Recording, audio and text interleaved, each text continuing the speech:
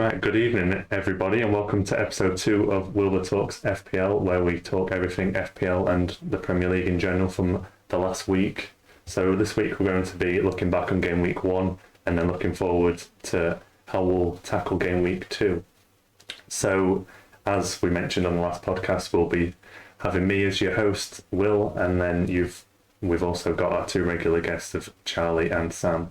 So we're going to go straight in with the first question on how we all feel about having football back, which I'm sure, like myself, we're overjoyed about. So, Charlie, we're happy to see football back, and especially with the crowds back in, and also welcome back to episode 2. Thank you. No, I wasn't happy at all. I think that the only thing worse than Arsenal losing is Arsenal losing on a Friday before the rest of the football plays. So then you just have to think about it for the whole weekend. But no, yeah, in all seriousness, everything, it was just, yeah, you're back into that comfort zone. You're seeing all the fans in the ground, even having to appreciate the fact that in the Arsenal game, having the Brentford fans there did just make it so much more of a spectacle, even if that was to our detriment. But yeah, you just can't beat that feeling of the fans being in the stadium. So yeah, all good really. Yeah, I think I've been to a few sporting events recently as well, and it's just so much different with the atmosphere there, and just it's probably 75% of the experience for me, really, the actual enjoyment with the crowd at the same time. Even though obviously the result didn't go so well for Charlie, which I'm sure we'll talk about a few times during the podcast. So, how did you find it, Sam, with the football being back at its finest, as we would say? Yeah, I've just got one, literally top of the notepad, bold, central. So good to have the fans back. Just hearing the songs, hearing everything, hearing the pure emotion that all comes along with football from the terraces was so good. The Premier League didn't disappoint. So many goals, talking points. Man, it's so good to have club football back. Can't disagree with that one there. Oh, well, I'm sure Charlie can slightly. So, we touched on Charlie. What did you make of your team's performance in the game week, seeing as it was the first fixture of the week on the Friday? Try not to swear too much when you're talking about it. Yeah, I mean, where to start really? I think it's only fair to start with Brentford because, they're a newly promoted club coming up and winning on their opening day against anyone, but. And I hope it's not too big-headed to say, but a team with the history of Arsenal as well, to beat a side like that is amazing for them. And I think both teams just approached it in the complete opposite manner. Brentford did it exactly as you would expect. Fans coming back into the stadium, really energetic, really up for it, whereas the complete opposite could be said for Arsenal. And I think that's a really damning statement about the club at the moment. The fact that I think anyone could see what was going to happen and what Brentford would bring to that game. Therefore, you would think you would prepare for that as an Arsenal side coming up against that. You would think you would be, if nothing else, you need to be up for this game. You need to match them for the energy and for their sort of desire. And it just didn't happen at all. Like the first thing I said was like we need to score a goal early to try and sort of kill off the crowd. And it just didn't happen. It didn't look like it was going to happen. There were so many chances being created. People like Tierney, he was playing actually really well. Just no one on the end of it. And there was the thing of Aubameyang and Lacazette being out. It came out recently, I think, that it was due to COVID. But even so, I think the sort of worst thing you can say about it is I honestly don't think it would have made a difference even if they were playing, because it just seemed the sort of application of the whole team just was completely missing. So even with those players there, I don't think we would have won that game. But yeah, you just got to praise Brentford, I think, for their performance and have attacked the Premier League exactly how people were saying they would. So fair play to them. Yeah, I think I was just discussing it with a Twitch chat just before and saying that I kind of felt like he was getting bullied by Brentford. I feel like Arsenal is a team, if they don't set up in the right way, they're quite easy to bully. Since the Wenger days, they've been quite easy to get up against, like throw high balls in, and I feel like defence panics at certain times. So I think the way Brentford went about it, obviously they didn't have a lot of possession from what I saw, but their game plan was on the money. Obviously, they had the crowd helping them behind it. So fair play to them, and we can hope for your sake that Arsenal improve going forward in the season. Would you have any go on. I was going to say, it would be very Arsenal to lose to Brentford and then get something against Chelsea just completely randomly.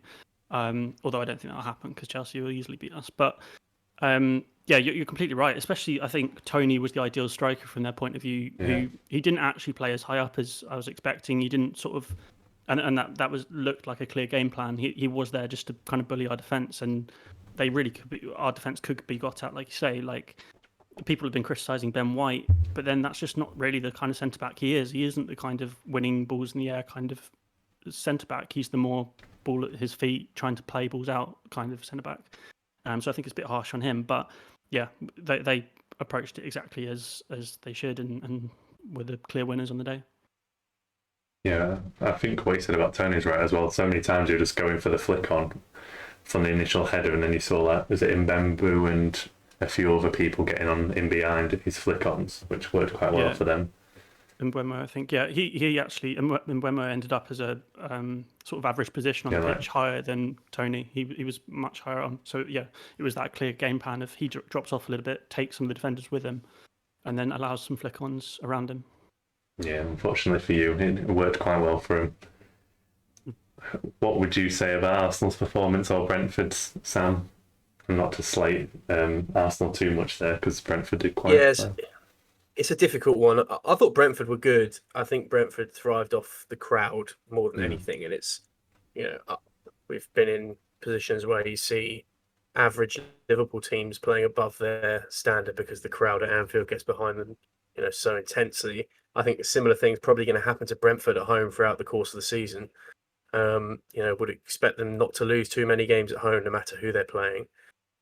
And it's a bit of a difficult one, really, because I don't know if Arsenal were genuinely as bad as I think they were. Because if they were, we're not worrying about the top 10 here. We're worrying about, are Arsenal really going to be sort of fighting to try and break the top 10, let alone anything else? That they were, if that is the general standard of performance, which I don't believe it is, then Arsenal were in all kinds of trouble. I think they look derived of identity without any sort of anyone up the top to try and funnel the attack into. I thought Smith Rowe was really bright. I thought he carried the ball really well for Arsenal. Tierney, like Charlie said, was good. But yeah, like I said, this was bad for Arsenal. But it's the opening day of the season. The newly promoted teams are always a nuisance to play against away from home on the opening day of the season. I don't think that's a true reflection of where Arsenal are at. But it's a stark reminder there's an enormous amount of work for them to do to get anywhere near the levels they were before. It's a concerning start, but I wouldn't completely down tools as an Arsenal fan just yet. Yeah, while we're talking about Arsenal as well, I've seen we've had a bit of here we go for Erdegaard and Ramsdale. I'm not sure particularly what you think about them, Charlie, of their actual positions that are going to improve you, or if you need resources elsewhere. I think Erdegaard definitely. It's not too often in football that you get the opportunity to sort of just try before you buy kind of thing. Where obviously he came to us on loan last season, showed good signs. Wasn't consistently really good, but had good moments. I think he had a bit of an injury at some point as well during the back end of last season. But I think the idea really was to just take some of the weight off Smith Rowe. Like Sam said, he showed good sort of sparks of good performance against Brentford. And there's so much pressure being put on Saka and Smith Rowe, who are still so young, that there needed to be someone else to come in to take some of that weight off. And the creativity in the team really only comes from either him, and he's not really necessarily particularly a creative kind of player, or Tierney on the left, or Saka when he plays. So I think Erdegaard is an important signing in terms of our creativity in the middle. Ramsdale is a very weird one. From the minute he was linked, I was like, this can't be real. And then when you start seeing the sort of verified accounts talking about it, you're thinking, okay, this is happening, but also happening at a much larger fee than I would have expected. For that price, I think we probably could have got Johnston from West Brom, who would much prefer as a keeper. And we are talking about a second keeper as well, so that is part of the context for it. There have been some talks about Leno potentially wanting to move on, but for the time being, he's the number one keeper, and there's no way that I can see, certainly from what I've seen of Ramsdale, that he would ever challenge for that. And particularly this season, as we've not got European football, we're only going to have the Premier League and then the domestic cups. So I can only really see Ramsdale starting in the sort of early stages of the domestic cups. So I guess I'm not thinking he's going to play too much for me to have a sort of judgment on him. But for the fee that he is, for the position that he's going to be in, I don't really see any value in that necessarily compared to other people we could have got for that price, I reckon. Yeah, it seems a very strange move, especially when you had Martinez previously and sold him on as like your second goalkeeper. But it's like you said, you should be spending that elsewhere. Like there's a lot of other positions you need to strengthen rather than having a backup goalkeeper for, is it about 20 million, 15 million they reported. So it seems a strange one to me. Potentially more. And I think, like right back's a position we need to kind of lock down. We've been sort of messing around with who we've got there. Bellerin looks like he might be on his way out. We've got Chambers playing there at the moment. He's not really a proper right back. That's a situation we need to sort. We've got there's lots of areas on the pitch we need to address, and the number two keeper, spending that money on him, I'm not sure is the main concern. Yeah, I remember before the first podcast I was going to ask you about Arsenal defenders in FPL, but I'm not thinking about that one for a good time yet after that first performance. Yeah, I think if anyone that's watching the game, like we've already said, Kieran Tierney looks positive. It's just trying to find the best run. We do have a good run of fixtures roughly coming up, sort of game week 7, I think, onwards. So we'd maybe consider him, but then the fact that he's a little bit more expensive, you do wonder. Obviously, a lot of people have White because of his price. But yeah, he's not going to offer much in terms of attacking return. So I think I'd edge towards Tierney. But like you say, you can never really trust an Arsenal clean sheet regardless of who we're playing. So I don't think I'll be going anywhere near. Yeah, not for now at least. So if we go to a more positive result for one of our podcasters, so we go to Sam. What did you think of Liverpool's performance for the first game of the season? Sorry, I mean, for the first game of the season, it's basically all you could really ask for. 3 points, clean sheet, get through, no injuries or no more injuries. I thought Liverpool were really good. I thought Norwich were okay, but they didn't really have too much of a threat. And when they did get in behind with Pukki, still lacked a little bit of composure in the quality of their finishing. I thought Liverpool were good. I think they did what they needed to do to get the result. I don't think they were anywhere near first gear. So good to see Virgil van Dijk back. I thought Trent was outstanding. Defensively, he's been criticised for a large period of time now. But I thought he looked like he'd been in the gym. He defended super well. Salah looked sharp. Mane looked really fresh, which was encouraging to see because at the end of last season, he was complaining about how he didn't really know what was going wrong with his game.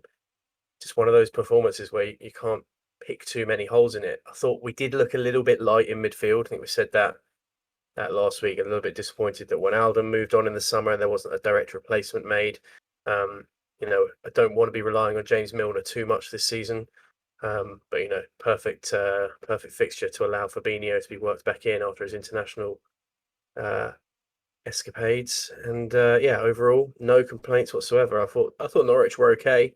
I think they'll beat some teams, but I don't think, from what I saw, that they've got that sort of grit about them to. They're almost a little bit scared to get stuck in, and I think you need that as a newly promoted team. Maybe it's a bit of a harsh judgment to measure how they performed against Liverpool on the opening day of the season, but it only gets more difficult for them with City this week. So overall, good start for Liverpool. Not a great start for Norwich, but it would have been. If Norwich could have got anything out of that game, it would have been a miracle and a bonus for them. So, very happy indeed. Yeah, definitely. I think we all predicted Norwich to finish bottom when we did the predictions last season and last podcast, should I say. So I don't think it's much a surprise what we saw from them. But obviously, like you said, it's very difficult to show up in the Liverpool fixture. But if you compare the 3 promoted sides, they didn't show much. But again, probably playing the best team, aren't they? Because I'd say a bit easier to play against Arsenal than Liverpool, but not trying to stab it into Charlie even more there. So if I touch on, obviously, my side as well, United, which I'm a bit. Obviously, it's a great result winning 5-1, but I'm not getting too carried away because how Leeds play, us playing against them suits us very well, and especially not having Phillips in the midfield for them doesn't help them. So I'm not getting overly carried away with a 5-1. We played some great football.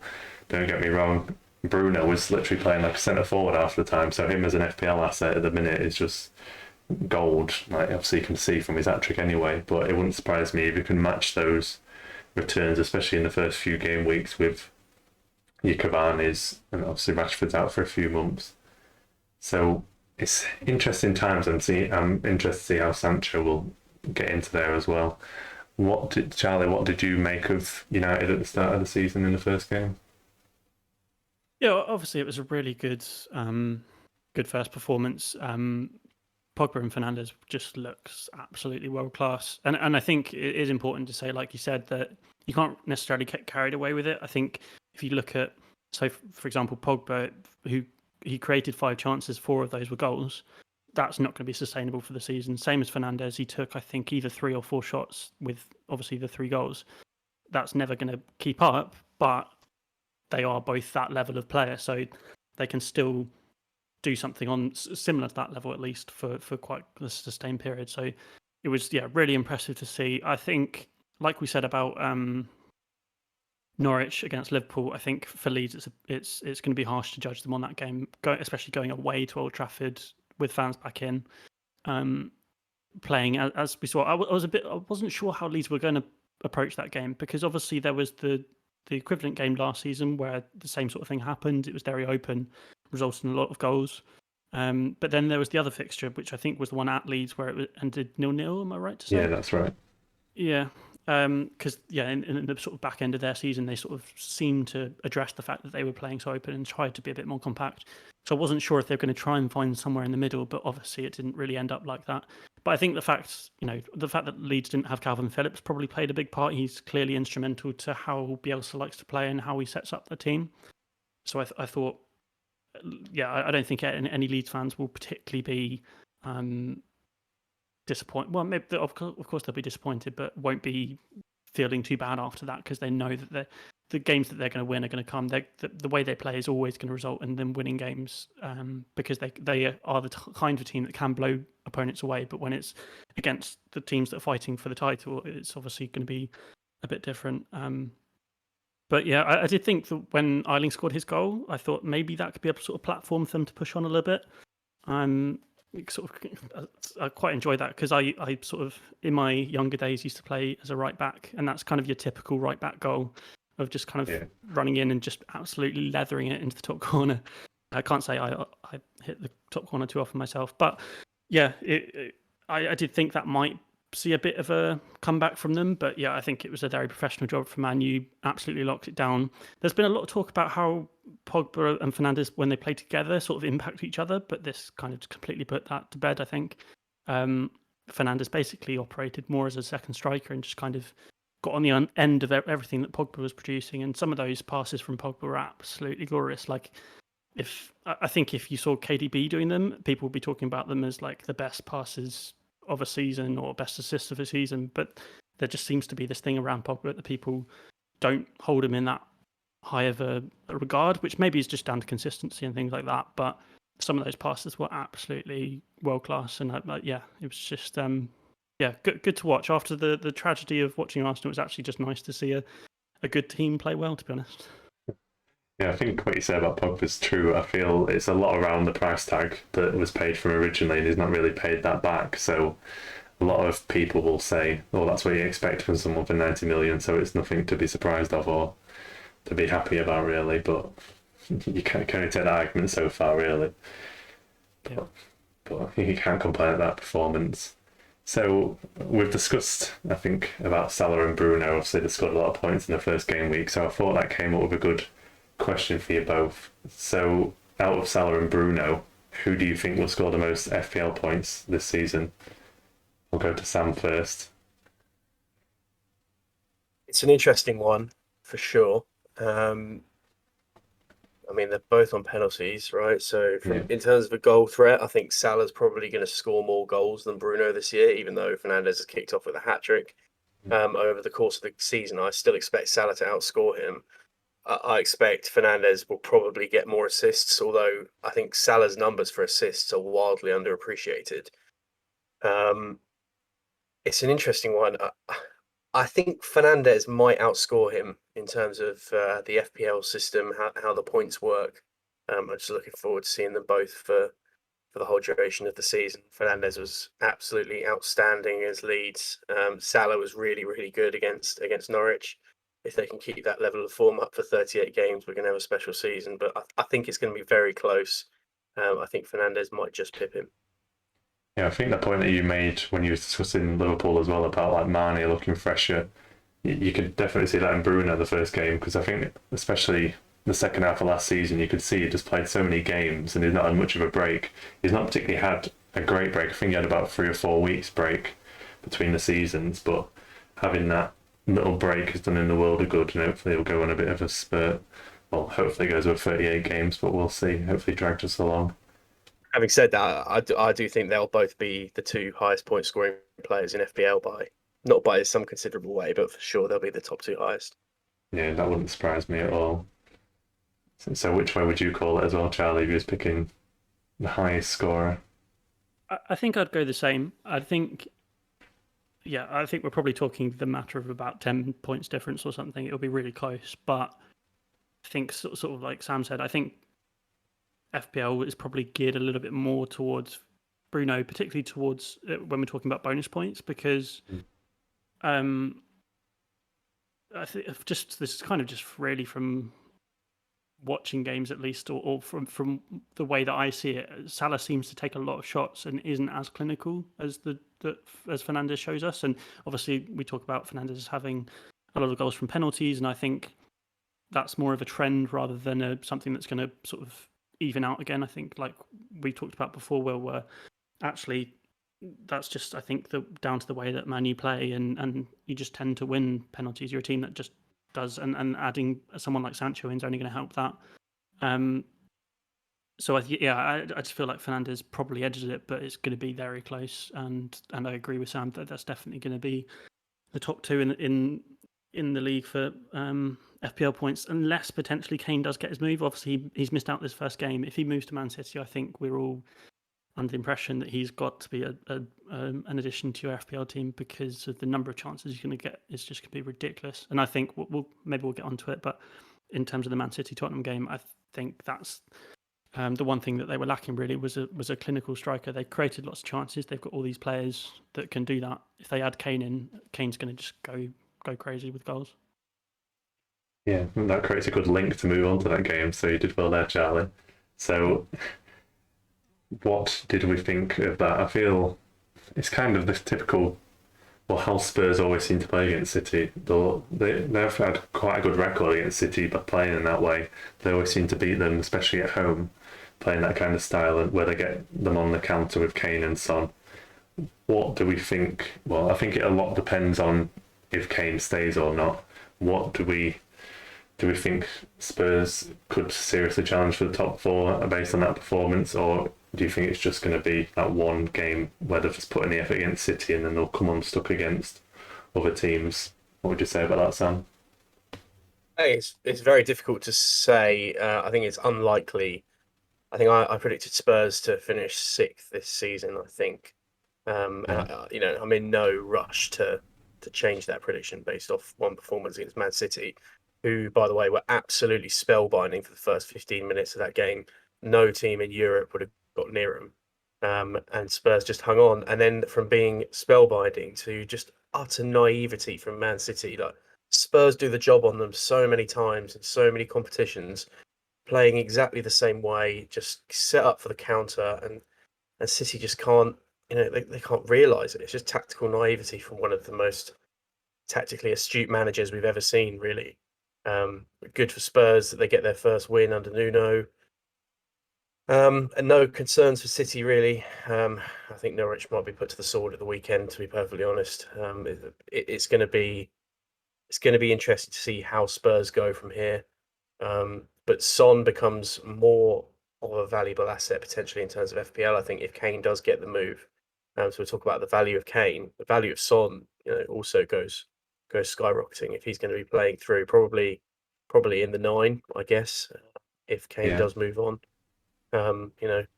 It's interesting to see, but these kind of games where you get two big sides going against each other, they don't tend to define the trend of the form of a season for a side. So wouldn't surprise me if Spurs went out and got beat this weekend. But you never know. It's a good result for Spurs, don't get me wrong. It's a great result for Spurs. Not many teams are going to beat Man City this year. But yeah, I think the result was handed to Spurs really, rather than Spurs earning it. And that some Tottenham fans might disagree with that, but over the balance of play, I think that's probably a fair assessment. Yeah, I think that's a good point that you say that those games between the big teams don't always settle it. So I could use an example where United would beat City last season and then they'd lose to Sheffield United. So you lose any advantage you get from winning that game. And you can see exactly the same happening to Spurs. They'll mess it up against a lower team, maybe even in the next game. But we'll see how they get along. Was there any particular performance or teams that stood out to you in this game week, if I'm asking that question to Charlie to start with? Yeah, I think the Newcastle West Ham game caught me a bit by surprise, to be honest. I think we think about Newcastle as trying, or certainly Steve Bruce's Newcastle trying to be quite defensive and sitting back. So, and the fact that it was at Newcastle, maybe that played a part. Maybe the fact that the fans were in the stadium kind of pushed them to be a bit more attacking than normal. But to be honest, it made for a really good game. Obviously, they're not going to be happy about it, the fact that they end up losing. But when you've got a player like St. Maximin in the team, it just feels like you kind of should push to play a bit more like that. And especially, I don't know if you guys saw it, but his assist on that first goal was just was great to watch. Like, he's absolutely done. I think it was Rice that was sat him down a few times, didn't he?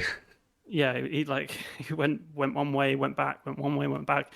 So yeah, it was really kind of a nice surprise to see them play quite like that. But also, I think that's partly because I have Benrahma and Antonio in my fantasy team, so that kind of opened the door a little bit for West Ham to come back in, which obviously ultimately they did, scoring 4 goals to get back in it.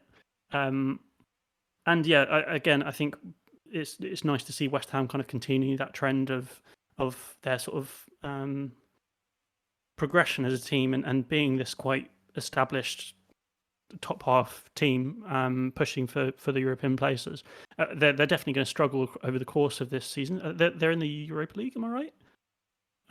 Yeah, I think Europa League. Yeah. So they are going to struggle with squad depth and things like that. Basically, only having Antonio as your one striker. We've already talked before about how injury prone he can be. So that they've got to look for signings or something just to help them get through that, or they just need to kind of completely sack off the Europa League, to be honest, and just focus on the league. I do just want to quickly go back to Tottenham, just because I've seen the message in the Twitch chat from our resident Chelsea correspondent Peter, talking about how the fact that Spurs are currently, live score update, currently losing in their Europa League conference playoff game, which is absolute music to my ears. That being said, that actually might be a good thing if they don't do that, get through it in that, because then similarly they can just focus on the league as well. But yeah, just a quick score update. I just wanted to add that in. But yeah, I thought that Newcastle West Ham game was a really great watch, and particularly seeing Benrahma come into this position. He was one that was talked about kind of online on Twitter and stuff about as a good pick for FPL. And one that went a bit under the radar of the sort of more casual players, because despite him being talked about a lot on Twitter, his ownership percentage at the beginning of the game was actually quite low. So it's good to see him kind of make use of he had a good preseason and just kind of carry that on into the first game of the league. But there has been some talk about Lingard potentially still moving, which from what I understand, they might try and work with Lingard coming through the middle and Benrahma pushing off to the side, which could impact him. But yeah, just all round a great performance from West Ham that I thought. And like I said, that was kind of one that kind of took me by surprise, because I was expecting it to be a bit more sort of defensive and a bit more West Ham trying to break Newcastle down. Whereas because it was so open, it just made for a great game to watch.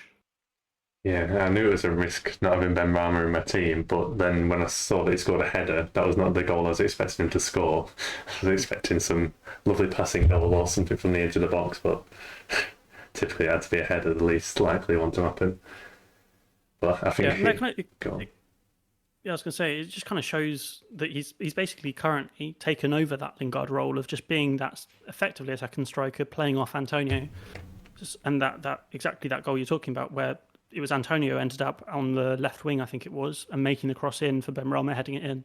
So him playing as a 10 just works perfectly for getting that sort of goal threat and chances there, rather than being the assister. He ends up as the goal scorer.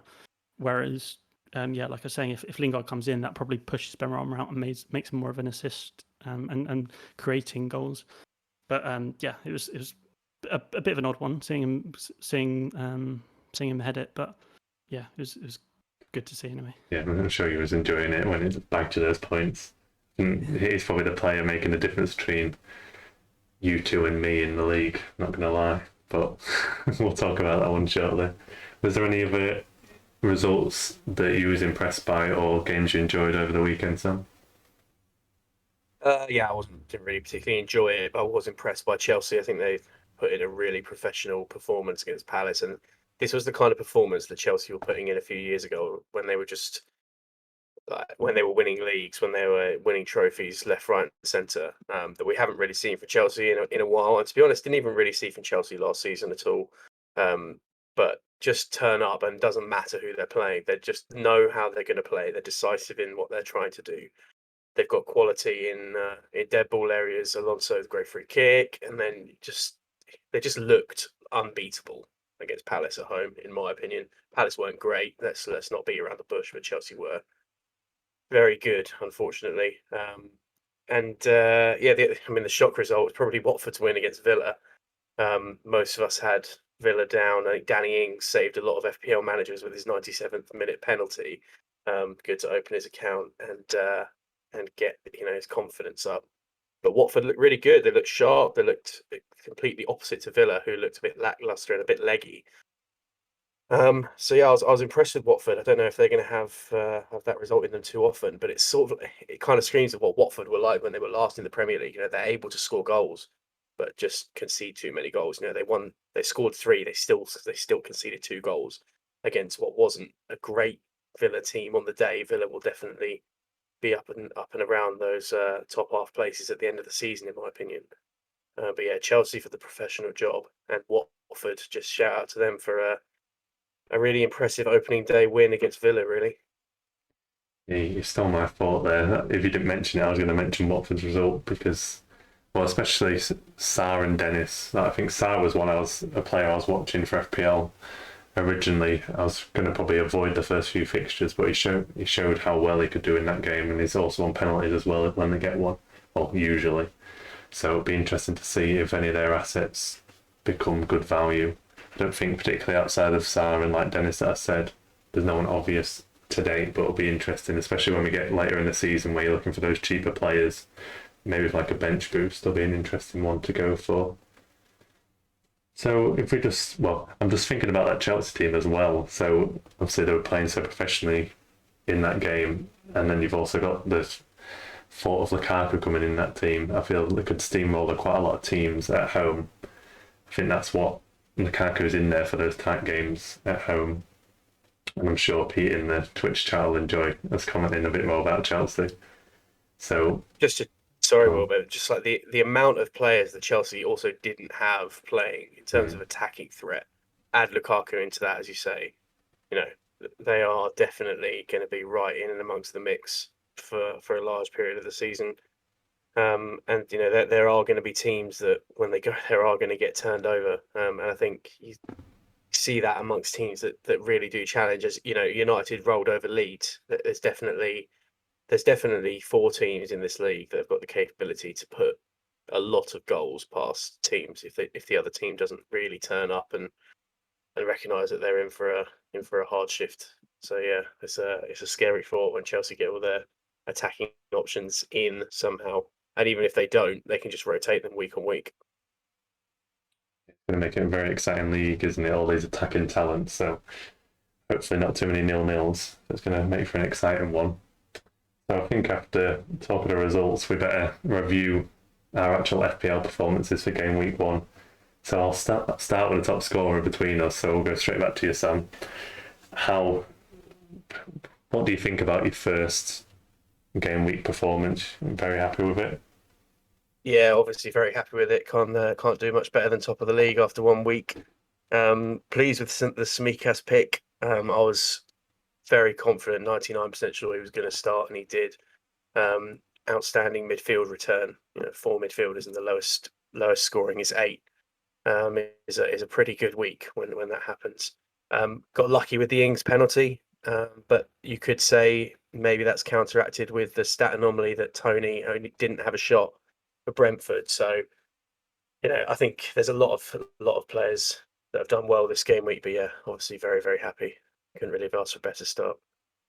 Yeah, just for perspective, if you listen to the podcast, so Sam got 111 points in the game week with the strong midfield contributions of Salah, Greenwood, Fernandes and Ben Rama. I don't think he could have got much better with the midfield there. And I think went for the last minute change of on last week's pod. I said one of the players to watch for game week 1 was Smith Rowe, and I stand by it. I think he was one of the players to watch. I think he was definitely outstanding value at 5.5. But when I was just listening to the fact that Cavani was probably not going to play, became more and more likely that Greenwood was going to be in an advanced position. He just seemed like a bit more of a sensible pick. So yeah, last minute change to Greenwood worked out well. And then I was flipping a coin until the deadline with Ben Rama and Rafinha.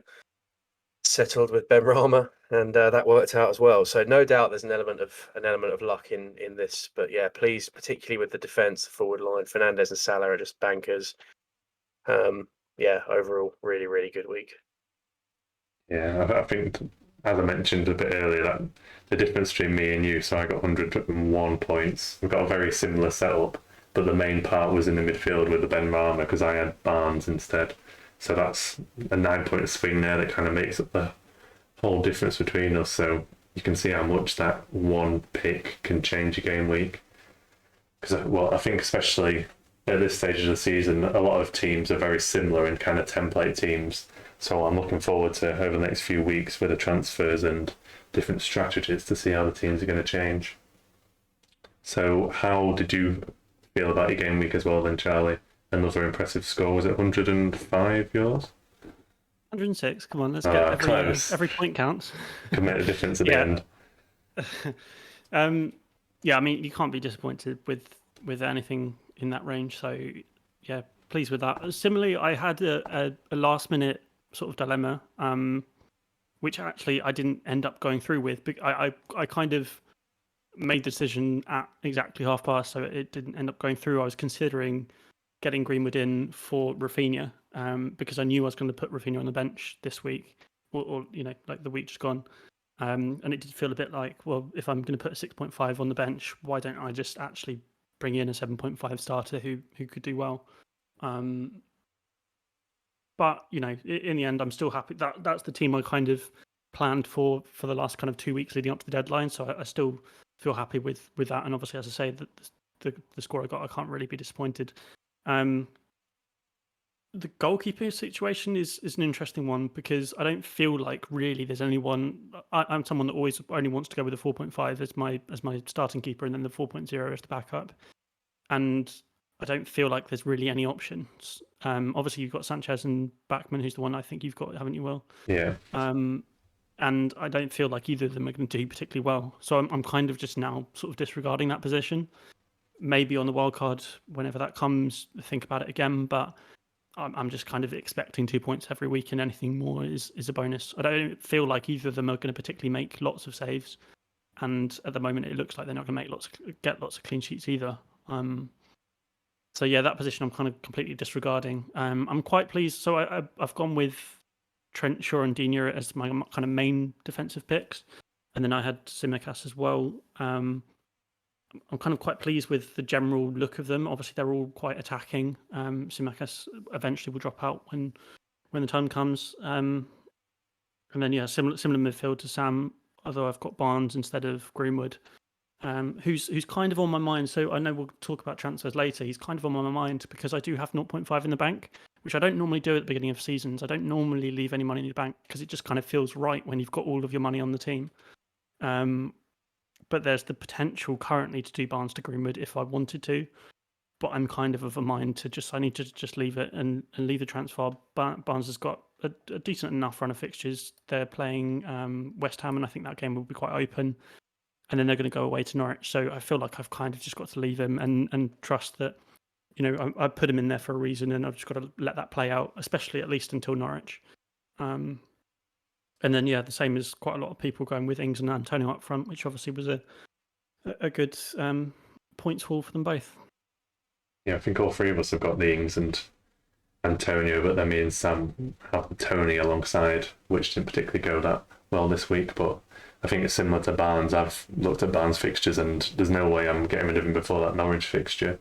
And then Tony's got a decent run as well. So at this point in time, there's not a lot of, unless you go for like an obvious one with Ben Rama, but then it's if he's going to perform that way every week. I think those like two midfielder slots, those mid-range midfielders, are the ones where there's a lot of opinions and you can go different ways, as you can see. Well, I think we've all got the same combination for three, but like Ben Rama, Greenwood and Barnes, but we've all got two different ones, and that's basically the difference between our scores. So it was interesting to see there.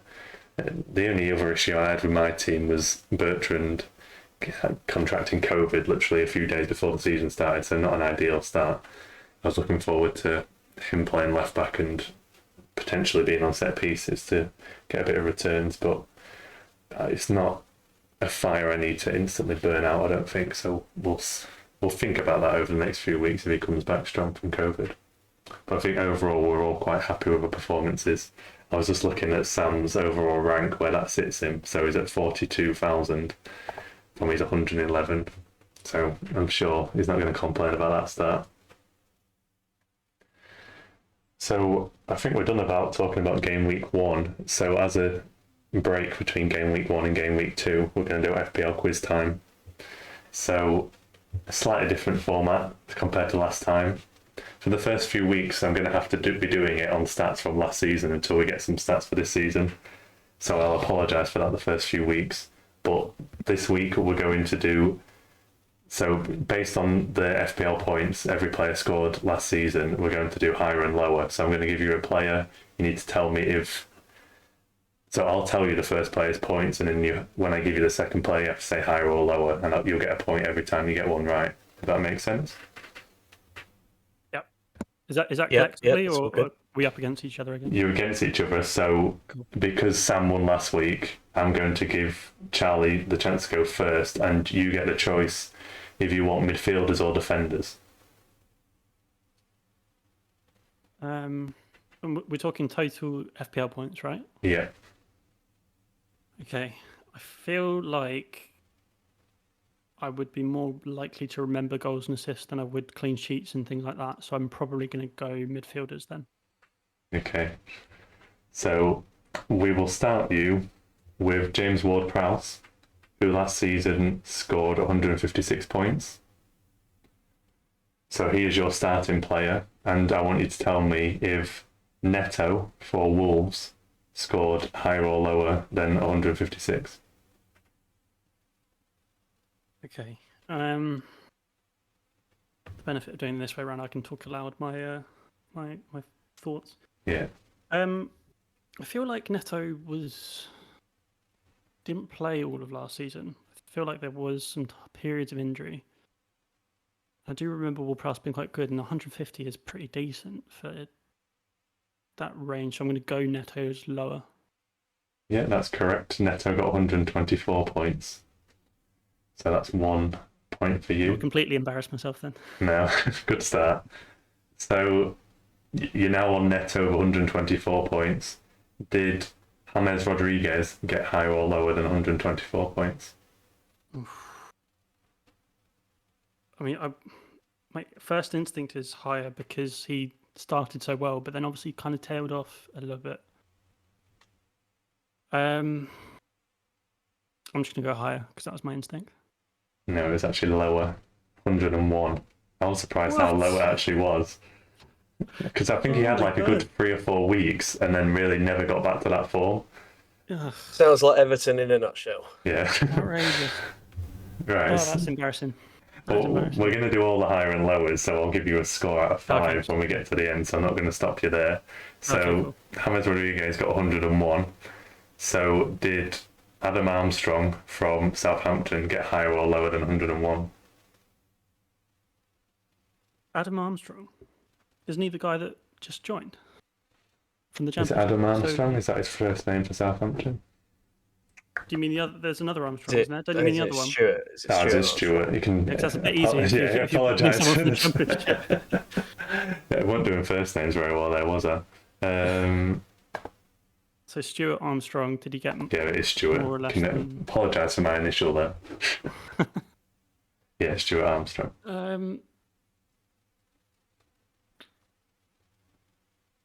I do seem to remember his name coming up on the notifications quite a lot. I mean, he's never someone that I've ever picked in my team, but I do just seem to remember him popping up quite a lot in notifications. So I'm going to, considering Rodriguez was so low, I'm going to have to go higher. Yeah, that is correct. You got 115. So 14 more. I think I'm going to revert to not saying first names now, so I can't be ruined through that. So Armstrong got 115. So did Glick for Leeds get higher or lower than 115? He must be lower, surely. He barely did anything that I can think of, fancy-wise. So, yeah, it must be lower.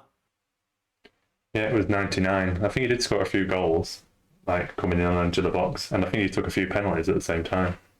So I was trying to throw you off slightly because see where it went with that. So my lack of knowledge actually yeah. So Glick got 99. So your last one is compared to Ruben Neves, higher or lower? Not prolific, but obviously does have the license to bang an absolute banger. It's going to be close, I'm sure. Again, I feel like Neves is one that hasn't or doesn't play the whole season. I think because of the potential for him to score more, I probably would edge it with Neves. So I'm going to go Neves as higher. Yep, 104. So 5 more than Glick. So you got 4 out of 5. You did well. It was just the James Rodriguez tripping you up. Recovered my position. Yeah, he did well. He didn't bottle it as we went on. Right, so we move over to Sam with defenders. So for the purpose of this, I'm classing Dallas as a defender. So we're going to start on Stewart Dallas, who scored 157 points. So is what the points that Digne scored higher or lower than 157? I think Digne scored less than Stuart Dallas. That's correct. It's been revising again. Well, Dallas was the he was the man. He was the man, wasn't he? So it was going to take something pretty special to go against that. Yeah, so Digne got 120 points. So would you say Koufal was higher or lower than that amount? Than Digne? Yeah, on 120.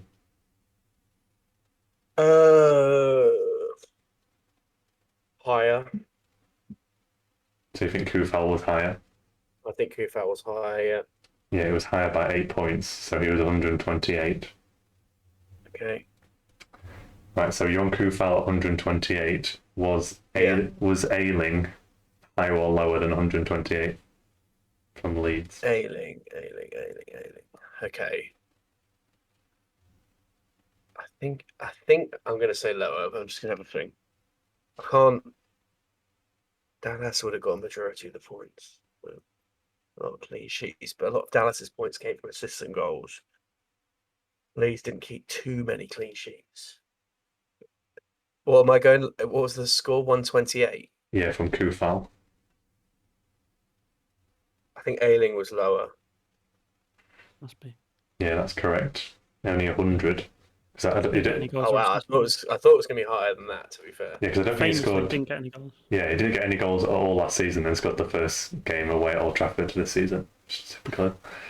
So you're on Ayling at 100 points. So is Seamus Coleman higher or lower? Wow, there's one. Well, I feel like Coleman spent most of the season injured, so I'm going to have to go lower. It is lower with 81, which is surprisingly close to Ayling, which surprisingly. Yeah, but Coleman was injured for a majority of the season. Everton had the young lad playing at right back. Can't remember his name. It's like Gordon or something, I think. Yeah. So you're on Seamus Coleman with 81. Yeah. So Semedo, fullback for Wolves, higher or lower than 81? Crikey. Oh, I have no idea. Semedo. I don't even know at what frequency he played.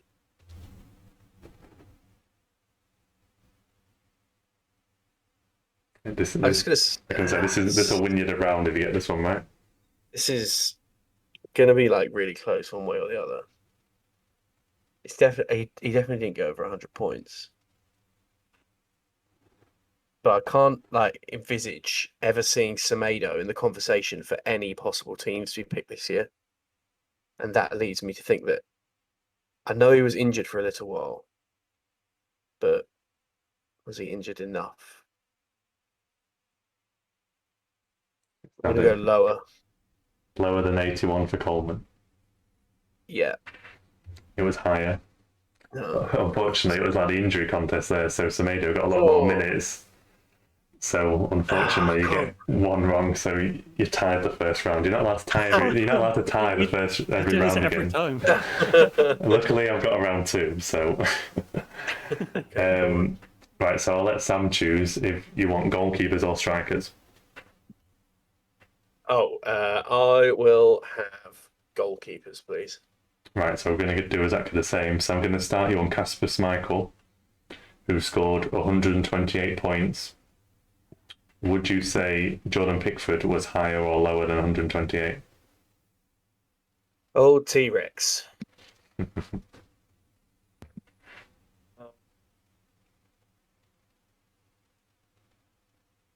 think he was lower, just because I think Schmeichel was right up there. Yeah, outside of that's Edison and correct. You got 114. Yeah.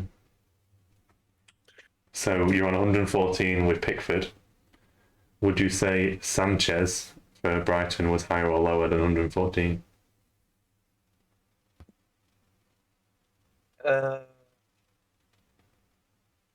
Keepers are harder than I thought they were going to be. I was surprised he went for them. Yeah, I would have gone strikers. Sanchez didn't even start. Brighton started with Matty Ryan, I think, in goal. Or maybe he'd gone to Arsenal at that point, I'm not sure. I think lower, based on minutes. That's correct. Well, I think that minutes one makes a big difference because I think people would have thought Sanchez was quite high scoring because a lot of people have got him in the teams this season, but he got 101 points, just broke the 100 mark. So you're on 101 with Sanchez. We're going to go to McCarthy for Southampton. Higher or lower than 101? McCarthy. Well, it's basically in for a majority of the start of the season and then forced to sort of... They started doing their funny rotating thing. 101 was the previous one, right? Yeah, for Sanchez. I don't know if McCarthy would have got over 100 points, but he was selected by a lot of people.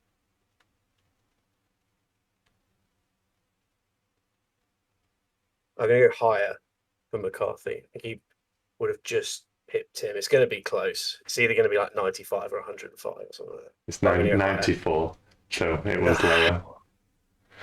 Unfortunately. Darn. Hey-ho. And Peter's put an interesting fact in the comments as well, that Southampton didn't give a single clean sheet in the second half of the season. Oh, well, that's about 5 seconds too late. That's terrible. Right, so you're on McCarthy with 94. So David De Gea, higher or lower? De Gea. Well, Henderson was. I mean, De Gea spent a lot of time. I feel like he was injured again. I feel like everyone's just injured. I couldn't select like Salah Out or of favour Bruno. as well. Out of favour for a while, and then Dean Henderson had a run at the end of the season. But I feel like when Manchester United were in questionable form, probably wasn't when De Gea was between the sticks. I think lower for De Gea. Correct. 91 compared to 94. All right. So you're on De Gea at 91. This is your last one. Cool. So Guayata from Crystal Palace. Higher or lower than 91? Crikey.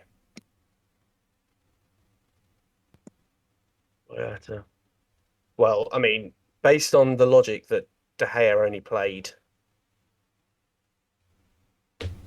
half of the games, I guess Guaita has to be. Is it, how do you say it? Guaita.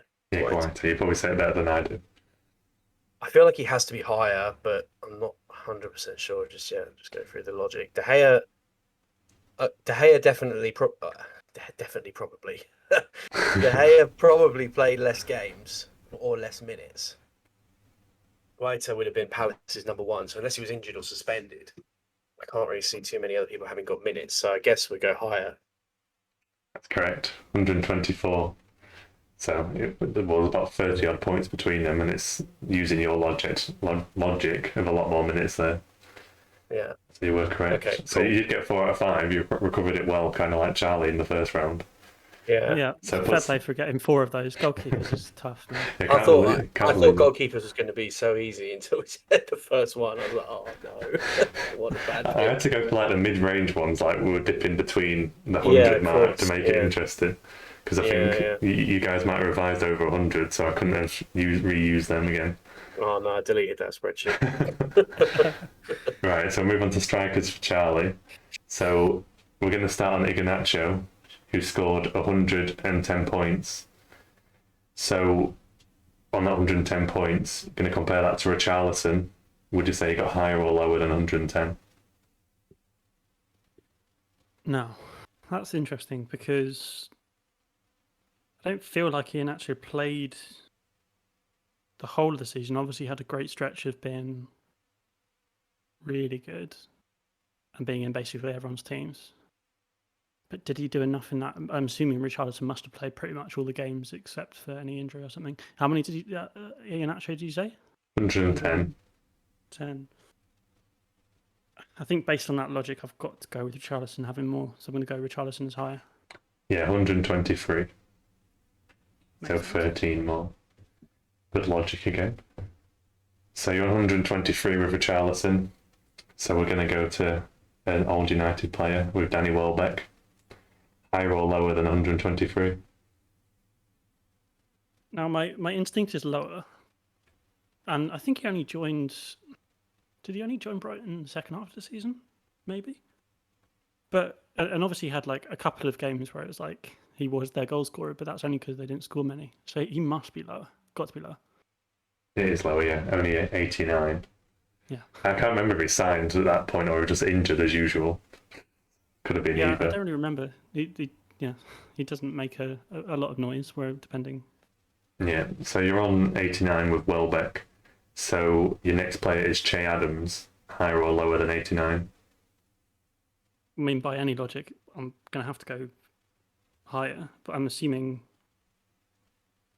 the fact that Che Adams isn't a great finisher does factor in, but we're talking about Adams against Welbeck here, so it's got to be higher. Yeah, it is higher. So 137, quite a big gap between those two. So you're on Che Adams with 137. Would you say Danny Ings was higher or lower? Instinct says higher because that's not my answer yet. I'm still going to think it through. Because I had Ings most of the season, I didn't have Che Adams, so I would take from that Ings must have scored more. I know Adams was cheaper last season, so I think that's the only reason why some people went for him. I think I'm going to go with Ings as being higher. That's incorrect. Oh, Danny really? Ings 131. The door is open. I was waiting. How many was that one Adams was again? Adams was 137, so Ings was So it was 6 only lower. Interesting. I didn't. Yeah. Yeah, Guessing I made the had a Welbeck stretch one out of- a bit easier because I knew there was a hard one coming up. So when I looked at that, I didn't think that was correct. But Yeah, I think Adams played basically all the games, whereas I guess Ings probably had to stretch out. yeah, he had a lot of injuries, and the actual contributions between them wasn't that different, and obviously a lot more minutes. I think Ings I had. thought this was a con when I was hearing Danny Welbeck. Like, better Well, you throw did him have an Seamus absolute- Coleman who better played throw like him a banana 5 skin in games. a minute. Coleman played like 5 games. I think you need to. Yeah, don't worry, I threw one in there to make it more difficult. Yeah. Right, so make or break on the last one. If you get this right, it's another tie. So I've got a few tiebreaker questions at the end, but you'll probably still draw on them anyway. So right, so you're on Danny Ings at 131. So would you say Cavani was higher or lower than 131? Again, I'm just talking out loud here, but it's got to be lower because he only joined second half of the season. Did do well, but yeah, surely didn't play as much, so he's got to be lower. Yeah, 99. Yeah. I think he's ended up scoring about 10 goals, which is quite good for the end of the season. So Yeah, I mean 99. That's pretty good for someone that's only had half a season. yeah, right. So now we have to do some kind of tiebreaker here. So Shock. again, so I've got the 4 highest assisting midfielders in FPL from last season. So we're going to go back to how we started before. So Charlie, you're going to guess first. So I've got the top 4 assisting players here. I'm hoping one of you is going to fall flat on your face here as the tiebreaker question here. So I just need you to name, Charlie, one of the 4 highest assisting midfielders, just midfielders, from last season. Okay. So it doesn't have to be any order. I can just go any one of the 4. As long as they're in the top 4, that's fine. Okay, I'm going to assume Mr. Bruno Fernandes. He's in the top 4, yes. I'm not going to give away where. Well, I'll let Sam guess, and then I'll give away where he was in the top 4. So, Hey. Sam. So, within the top 4 assisting, could you give me someone outside of Bruno? Only for a slightly more outside the box option with James Ward-Prowse. That's very out of the box. That's very outside the box, and unfortunately, it's lost you the game. No, seriously. Yeah. I'm putting him top 4. This is Ward-Prowse. I know he did well, but Ward-Prowse. Southampton pretty much only scored when he took a corner. But it didn't score Yeah, very but many. still Southampton scored. Yeah. Oh, mate, I can do a VAR for you to double check, but I'm pretty sure How he's about not. can I have a crack at another one or another couple? So Ward-Prowse got 7 assists. Is that not top 4? Nope. Oh, Salah's in there, isn't he? Nope. No, I don't think so. A lot. KDB must be. He's always up there. Yeah, so Bruno was top with 14. KDB was joint second with 12. Oh no, I was thinking of. Yeah, no, go on. The other one, I'm assuming, because so much was. No, Fernandes can't be top. Didn't Kane won both the Golden Boot and Golden? He This said is just midfielders. Oh, midfielders. Oh, of course, yeah. Good thing I didn't say Kane earlier. Then. What about Son? Yeah, No. up there. Really? I think these I'd are have been in big trouble. I'd have been in big trouble. Here. Does one play for Leeds? One must play. One for does play Leeds. for Leeds, yes. Oh, then Rafinha. Yeah, Rafinha was 4th with 10. So you're missing joint with KDB on 12. Play for City. He didn't last season. Oh, Grealish then. Yeah, Grealish. I couldn't really get out of that one. Yeah. I mean, they're saying Son in the chat as well, but I'll confirm to you how many Oh, Son had. mate, I can't. Ward-Prowse. I thought that was on the money. What was happening there? I thought that was on the money. Well, in fairness, wow. I'm glad I didn't get to a tiebreaker because Son actually had more than Rafinha, but you can ignore that one because you still got it wrong. So if you'd got Son, you would have VAR'd me wrong there. So That would have been awkward, wouldn't it? Yeah, I'll give you that one for a chat. But yeah, Ward-Prowse definitely wasn't in the top 4. Fair enough. Yeah, so you won one. So you both won one set. I'll be back next week to retain the crown. Return the crown. Not with picks like Ward-Prowse, you won't be. Yeah, that was a bit. No worries. Right, so we'll move on. We'll be back. We'll be back. Yeah, we'll forget about that happened, Sam, with a Ward-Prowse shout. We might bring it up next time, but when you win... I don't think we should forget. I think that's... I feel like that is an honourable shout. Yeah. You should get half a point for Ward-Prowse, I think. I disagree with half a point, but I mean, fair play for going someone outside of the box, Yeah. but I think that was just too far out of the box. Yeah, maybe. Right, we'll leave you with that thought and we'll move on to game week 2. As I feel like I keep taking ages on those quizzes and it takes the time up, but it's enjoyable at least.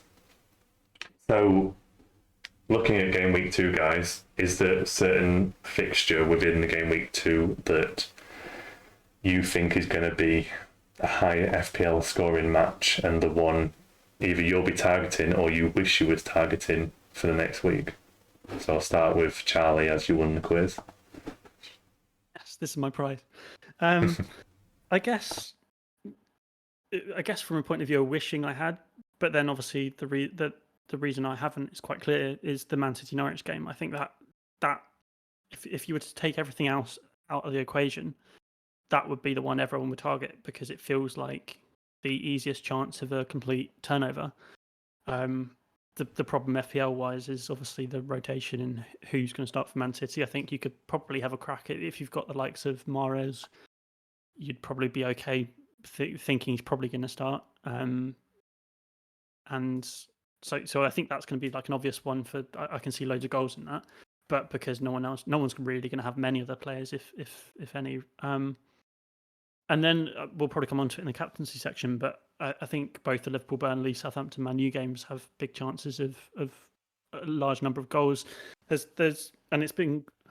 I'm kind of transitioning too quickly into the captaincy section, but there's been some talk about how it's Burnley, like for the Liverpool game, and it's Burnley, and they like to be quite defensive, and it could be tough to break them down. But actually, the head-to-heads between Liverpool and Burnley aren't actually that low scoring. There's quite a lot of goals between the two, and mainly on the Liverpool side, and obviously it being back at Anfield as well, with the fans in, like Sam was saying earlier, how big a difference that makes, particularly for Liverpool. I feel like both those two games, Liverpool, Burnley, and Southampton, Man U as well, will be really high scoring as well. Yeah, I think Burnley are a different team if they're at home or away. They're a lot easier to get out when you're playing them. Well, I think Liverpool actually lost them at Anfield last season, but that last season Liverpool's a lot different to this season. So I think, especially in FPL, that Man City fixture is like the golden fixture you'd normally be looking at. But I wouldn't be ripping your team apart to get a Man City player in there. If you started the season like a Mahrez or someone, then there's no reason you wouldn't start them in there. But I wouldn't be ripping your team up to get someone in there because knowing your luck, you'll rip the team up and then they'll get benched anyway. If you can predict Pep Roulette, you're better than most of us. So fair play if you get that one right. I do like win the whole game if you could predict Pep's choices. Yeah, definitely. I do like the look of some of their assets. Like I mentioned, Mahrez. I like Ferran Torres gets in good advanced positions. He had a good chance against Spurs. Should have done better with it. So if I was going for someone for City, it would probably be Ferran Torres because I think he's 7 million as well. So he's in that bracket where you can quite easily move between the midfielders. But yeah, I think we'll move on to the United and Liverpool fixtures slightly in a second after we mention what Sam thinks, if there's any fixtures we should be really targeting outside of those three for game week 2. Yeah, I don't think so. I don't think outside of those three there's too many fixtures that would warrant you to bring someone in if you haven't already got them in. I mean, Villa at home to Newcastle, potentially back them to turn the situation around. Really potentially juicy fixture with West Ham against Leicester. That looks like it could be a good game, but maybe not a good game for FPL. Who knows? But I certainly won't be making too many changes. I wouldn't recommend making too many changes. But yeah, obviously, City will probably want a reaction at home against Norwich, and they probably got the perfect opponent to get it. So I think the City fixture's the one for the points. What do we think about Spurs against Wolves? I'm just thinking about a Son kind of how we've seen him play in the first fixture, and I feel like Wolves could be a fixture you'd get out. Are you scared not having Son in your team for the game week? And also obviously Nuno coming back to Wolves as well, which should be interesting. I think the Man City game definitely put me off even thinking about Son, which obviously has come back to bite me anyway because he scored. I'm just a bit concerned at the fact that they're going to be so reliant on him. And normally, if it was a cheaper option, I'd probably actually target those kinds of players because you feel like everything's going to go through them. So you would think if Spurs are going to score, it's going to be him. I'm just too hesitant to go for them just because of the unknown, because of the new manager, because they're so reliant on him, and we're not sure what's going on with Harry Kane. I've just kind of stayed away, but absolutely, he's a potential option to. And I think the next 3 games or so are a decent one to target if you want to go that way. I would probably tend to disagree with that a little bit. Actually, I think it's way too early on Son to call whether or not it's a viable asset. It really literally just depends on what happens with Kane. But Watford, it's not an amazing. Wolves is not an amazing fixture. But a couple of fixtures down the line, Chelsea, Arsenal, Villa at home in 3 back-to-back game weeks. Are we really banking on Son to get a hatful of points in those fixtures? Maybe, maybe not. I know he's got Watford at home next week, and then Palace away. But just checking the fact that FPL FDR can be really, really helpful in helping you plan who you're going to bring in, who you're not going to bring in. I don't know. I think Wolves were underwhelming against Leicester. Let's be realistic. And it's their first home game of the season. They might put out a different kind of performance with a different level of intensity. So I don't expect Spurs to get an easy ride at Wolves. To be honest, I don't expect it to be a particularly high-scoring game either. That's the other thing to factor in as well, because the fact that I can't remember the exact stats on it, but last season for the first time, I think either ever or just in a very long time, on average, the away teams won more than the home teams, which obviously we can put down to the fact that there were no fans in the stadium. And already from last week, we've seen an instant turnaround of the impact of home fans. So yeah, that's probably just something else to consider. The fact that, like Sam was saying, like the impact of home fans is going to be a big one and should probably play. I don't think it's going to be a main thing to think about, but maybe when you're sort of tossing up between two different players or who to bench and things like that, that could be an extra thing to help you decide between certain players is whether or not they're playing at home or away. Yeah, I think it's a very key thing we need to kind of remember because like a season and a half, we've not really been thinking about that home advantage as much because of the lack of crowd, so it's going to make a bigger impact. I also wanted to mention Leeds playing their first game at home, and obviously they came up last season, had a whole season where they didn't have a crowd, so I can just imagine that crowd's going to be ridiculous.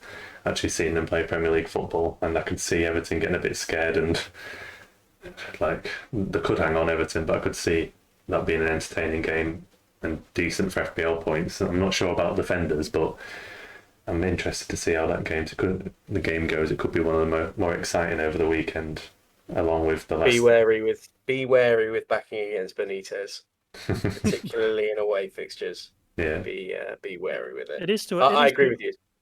I was going to say it is still early. It is still early, so maybe that has an impact. And if this game had been played in a few months or something, then maybe we'd see something different. But I do tend to agree that I've actually had to make this exact I had to go down this exact sort of decision-making path of I've got both Rafinha and Digne, and I'm probably going to be starting one and benching the other. At the moment, I'm just favouring Rafinha as the attacker, and like you're saying, Will, that they're at home, and Everton last year certainly were not great defensively. Obviously, the Benitez, as you say, Sam, the Benitez factor is going to be a big one. It's how quick that's going to be a big factor. I don't know if you saw the goal they conceded was absolutely ridiculous from Keane. Yeah. He just basically just took way too much time on the ball and just tried to be too clever with it. And they do have that in them. And we've seen and said quite a lot about how Pickford, obviously for England, seems to do really well, but at Everton, there just seems to be a completely different player there, and he just seems to make a lot of very silly mistakes when he plays for Everton. So I think there's definite opportunity, and that's why I'm almost certainly now going to be going Rafinha over Digne in my starting lineup. Yeah, I think he's definitely got to make that defence more solid, hasn't he? Like you said about Pickford, I think in the last pre-season friendly against United as well, he made an error with Digne to let Greenwood in to score. So I get exactly what you say about Pickford is a bit... I don't understand what it is, but he had a really good Euros, but he just can't bring that back to Everton. I think Everton are going to be an interesting one to watch, to be fair, because I watched that first game and there was a clear just cross on site policy, and that made Calvert-Lewin and the wingers actually interesting options alongside Richarlison as well. So if you've got a good run of fixtures, Everton is not a bad one to target. I'm looking at Calvert-Lewin a bit further down the line. Well, it is obviously a good option usually, but they seem to be focused on a lot just banging in those crosses. I think he also mentioned earlier in the season about the midfielders, especially Townsend and Damari Gray, are at 5.5 each, and they should be the ones providing the crosses. So they're not bad, cheap options for an Everton if you're targeting Everton as well. So Charlie touched on it around the captaincy. I think the obvious question to ask you both is it Salah or Bruno you're captaining? I think you can have differentials to that, but where are you both going? If we start with you, Sam. Think through. It's quite interesting to see, like you said, Fernandes basically playing as a centre forward for United against Leeds for large portions of the game. I've gone for Fernandes this week as my captaincy pick, which is there aren't many weeks when I don't captain Salah, but I have gone for Fernandes just because I feel like at home the goals for Liverpool tend to be much more evenly distributed across that front three when they play at Anfield than they do away from home. And yes, you touched on it that Salah doesn't have an amazing record against Burnley. I wouldn't put too much weight on that. I think Liverpool being back at home in front of the fans, I can't see anything but a Liverpool win. But Fernandes looked unbelievably sharp in the first game week, particularly if he's got Pogba, Greenwood, in and around him, creating these kind of chances. I have just gone for Bruno this week. I think Southampton was really poor against Everton. I've just gone for Bruno. What about you, Charlie? I'm very 50-50. So actually, the fact that we've just got a Liverpool fan saying going with Fernandes over Salah may actually sway me. But I think ultimately, I don't think you can go wrong with either, because I can't see any reason why both of them won't score. I think the points for Fernandes, as Sam was saying, obviously that he looked so good in that last game, whereas Salah looked good but didn't look as electric as Fernandes did. And I think also the opposition as well makes a difference. And despite, like I said earlier, but Burnley, the games between Liverpool and Burnley do still end up with goals in them. We still expect Burnley, particularly in an away match, to set up to try and be more defensive and compact and sort of 4-4-2 behind the ball or 4-4-1-1. Whereas Southampton and the style of play, I feel like it could be sort of replicant of the Newcastle game, this game week just gone, where they're at home, and I think that will actually negatively impact them because I think it will try and encourage them forward and to attack more, which is exactly what Man U want. So yeah, I'm probably still not going to make my mind up until the last minute, really, because I can see the benefits of both. But yeah, I think my heart wants me to go with Bruno Fernandes because I think that's the more risky pick in terms of you're shooting for more goals, and I feel like Salah's a bit more safe, and I think you can probably sort of guarantee yourself a goal with Salah, but a potential sort of explosion of points with Fernandes. So I think. Yeah, I'm still not sure at this point. But if I want to go for it, I'll probably go Fernandes. If I want to be safe, I'll go Salah. I'm going to confuse you even more then. So you've got the Liverpool fan going for a United player. So I'm the United fan going for the Liverpool player. So I'm currently on Salah. I think it's just kind of what you said, the guarantee of points. I feel Bruno, I think, will still get points. But I think, because I've got Greenwood as well, that I'm going to get the coverage from United via Bruno and Greenwood. Because what I saw from United is obviously Bruno got quite far forward, but it's because everyone was rotating positions. So I'm hoping that Greenwood's going to get some of that benefit at the same time. So having both of them is going to get me a spread of the points from them both to kind of neutralise that captain from Salah. But that's the thinking. It doesn't mean it's going to change. And I wasn't expecting to both say you'd go for Fernandes when we came onto this. I thought would be maybe 2-1 to Salah, but I wasn't expecting to be the one fighting Salah's corner.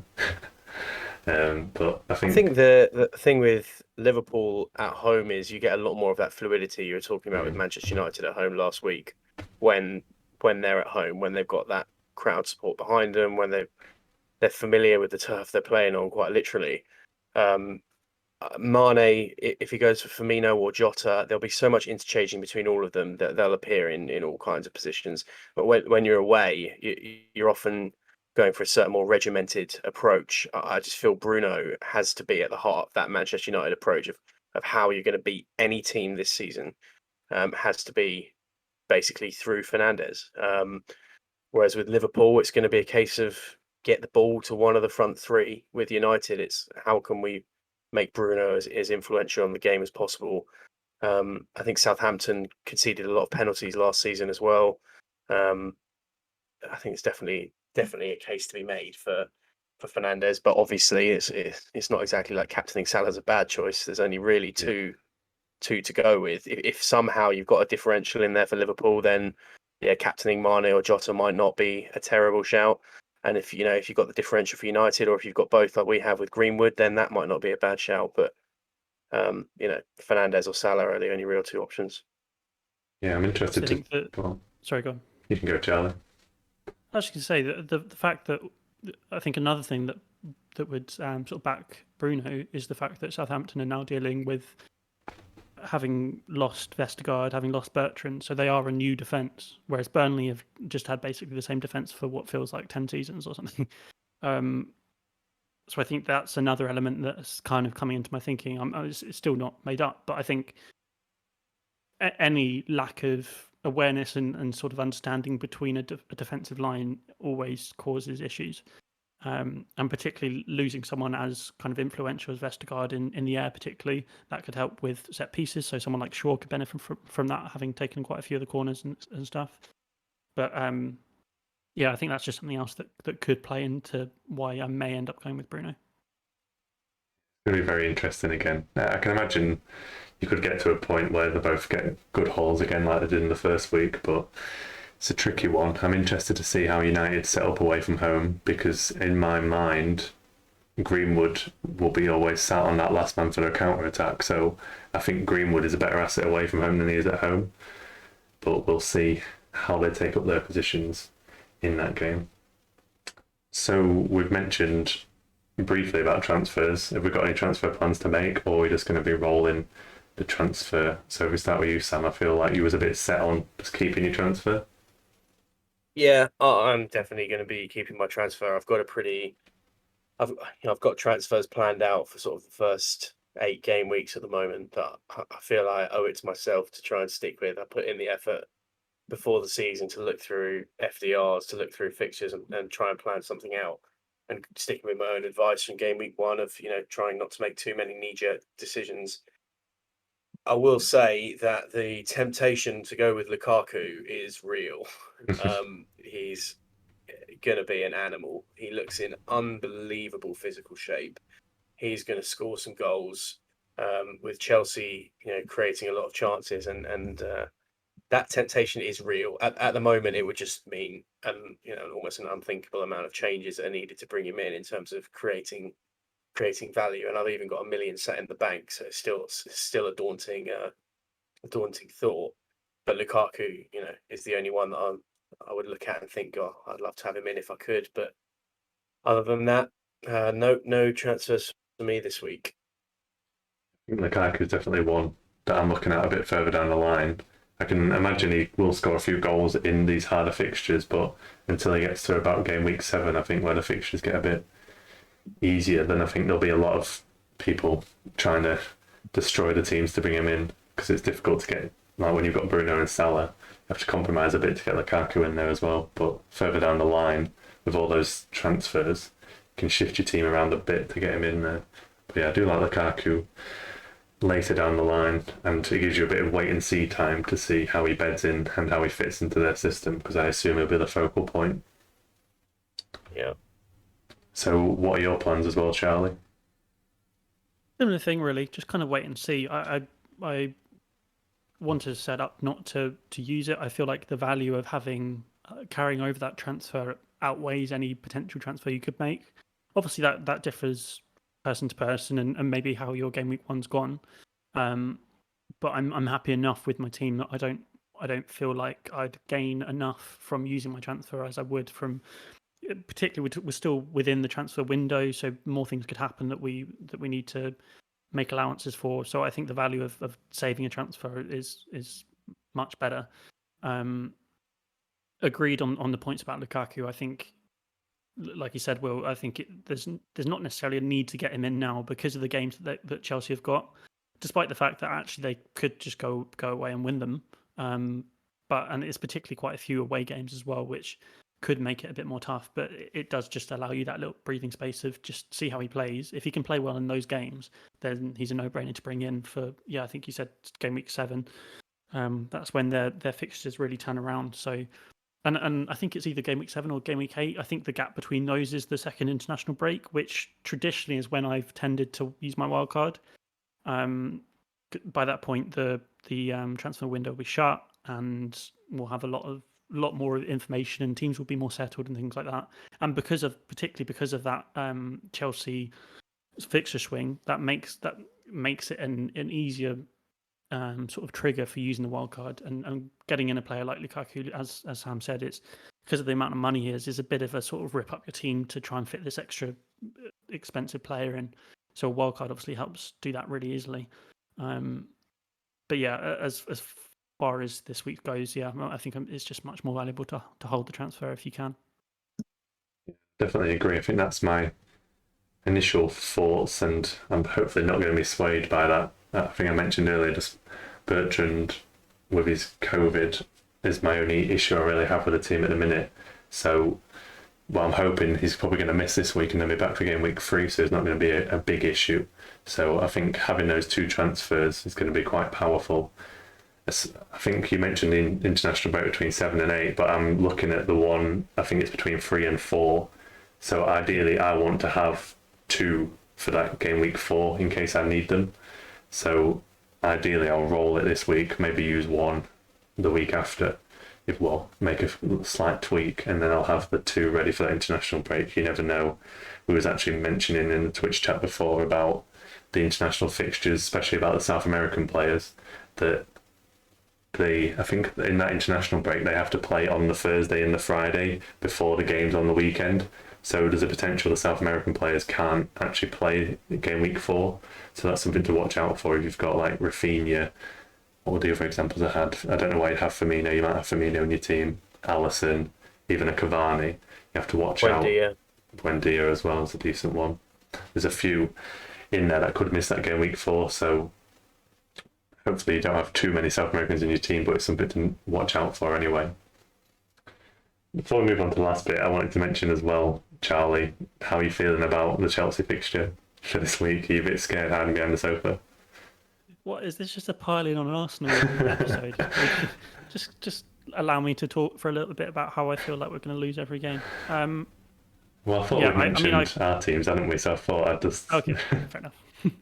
I mean, I can't see any way Arsenal get even out with a point, to be honest. Chelsea just have far too much in their team. If you saw the way that Brentford went at us, I can't believe that any of the Chelsea players would have any trouble doing the same. Actually, I haven't checked it recently, but at the beginning of the week, something quite worrying and says a lot about the current state of the club. I was checking online for tickets for the game. Not that I wouldn't necessarily want to go, to be honest, but just because I saw a thing going around on Twitter saying that actually there's quite a lot of free seats still going for the game. And I checked, and it was right. There were so many tickets still available. So I'm not even sure we're going to get a full crowd, which says a lot. And again, as we talked about the impact of the crowd, I mean, Arsenal's traditionally not a necessarily a loud crowd anyway. But if we're not even going to have a full stadium, that's very worrying. So yeah, anything but a Chelsea win, I think, will be a surprise at this point. Yeah, I don't think we can really disagree with that, but good luck to you. I thought we'd mentioned that we had good captaincy options, but I don't think we're going anywhere near an Arsenal asset, so I just wanted to get your thoughts a bit. Maybe it opens an opportunity if you've got a Chelsea player. Maybe give them a captaincy. That's a bad state to be in when you're backing against your own club, isn't it? But we'll see how You're it talking goes. to someone. I've captained a Spurs player before in a North London derby. Oh, no. That's how FPL. I think I like to think of it as being able to separate the two rather than. I think I've probably also got an anti-Arsenal bias when it comes to FPL. In that I'm very rarely ever go anywhere near our players because I just see them week in week out and know that they're not good value most of the time. Yeah, just easier. That's a good disconnect because sometimes you get favoured to like bringing a Liverpool player if you support them, but I think we've all got to the stage where we look at the stats more than that pure emotion behind the decision.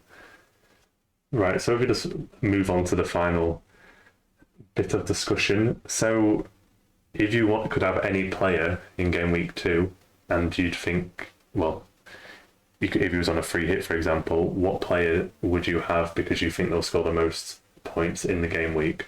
Would you be sticking with a Salah or Bruno, or is there someone outside of that you think will be the highest scorer for this week? We go to Sam. Difficult. If I had to bring someone in that I haven't got at the minute, it would be Lukaku. But I think the highest scorer this game week will either be Salah or Fernandes, and it's flip a coin. Yeah. For me personally, I think Fernandes is just going to edge it, which is why I've just backed him for the captaincy. But yeah. What would you be saying, Charlie? I think based on our earlier discussion, I think if you could nail which Man City attacker is going to start, I think I would potentially go for them. So I think there's an outside shot of KDB. If he starts, I think he could be the highest scorer this week. I think he came on at the weekend, if I'm not wrong. So that suggests that he's So that suggests he's got some fitness there.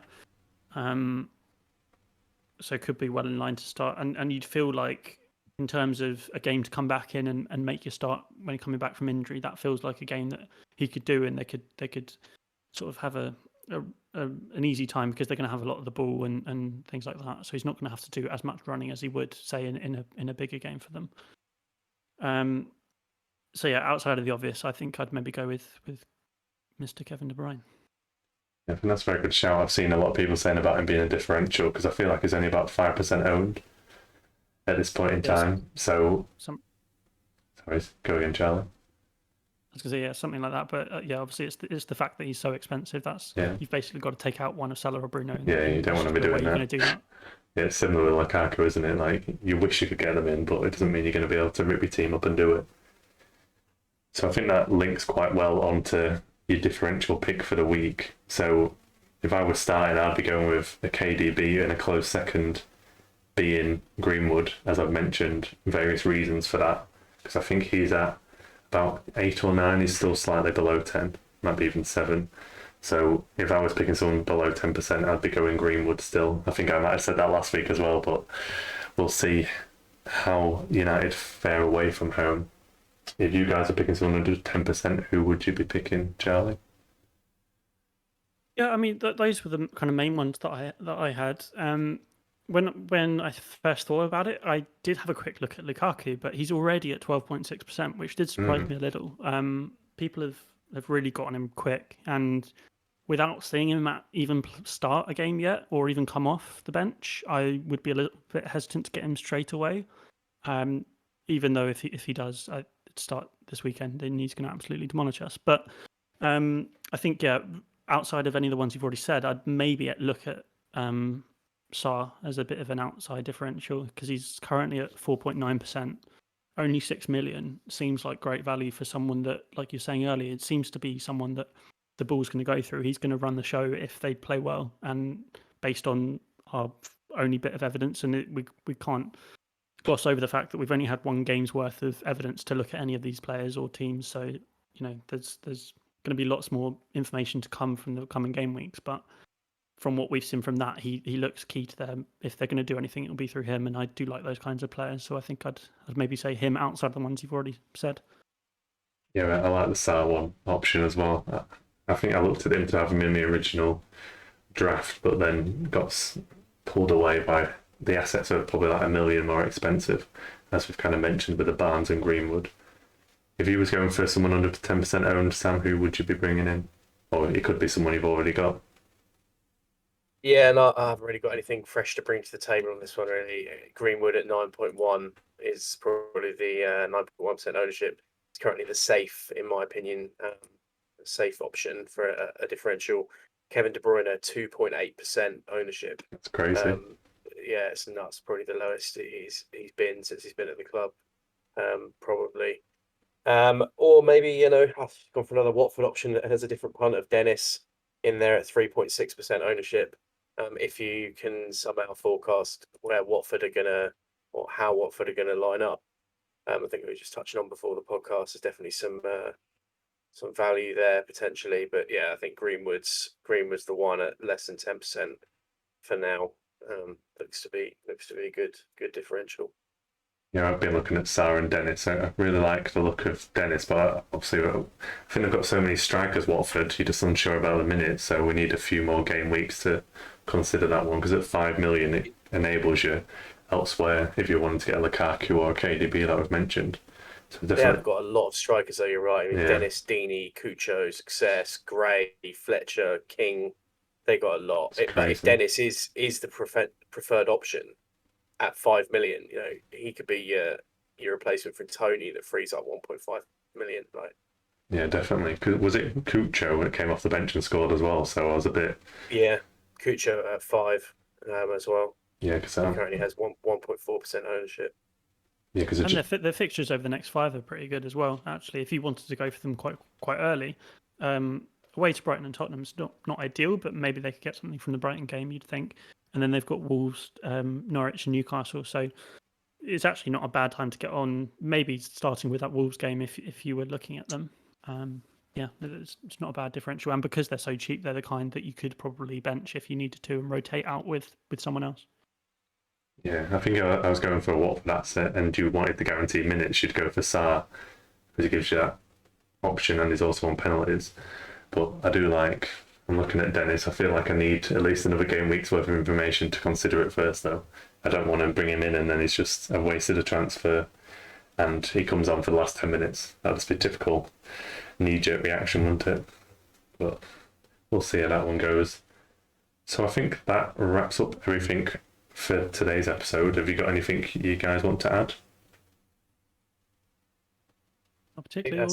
No, that's it. Thanks for having us on again. No worries. Thank you for you both coming on again. And we will hopefully next week be doing it earlier in the week instead of me being on holiday and messing up the whole schedule. But I appreciate everyone for listening. Appreciate Sam and Charlie for coming on again. And we'll see you on the next one. Have a good rest of your evening.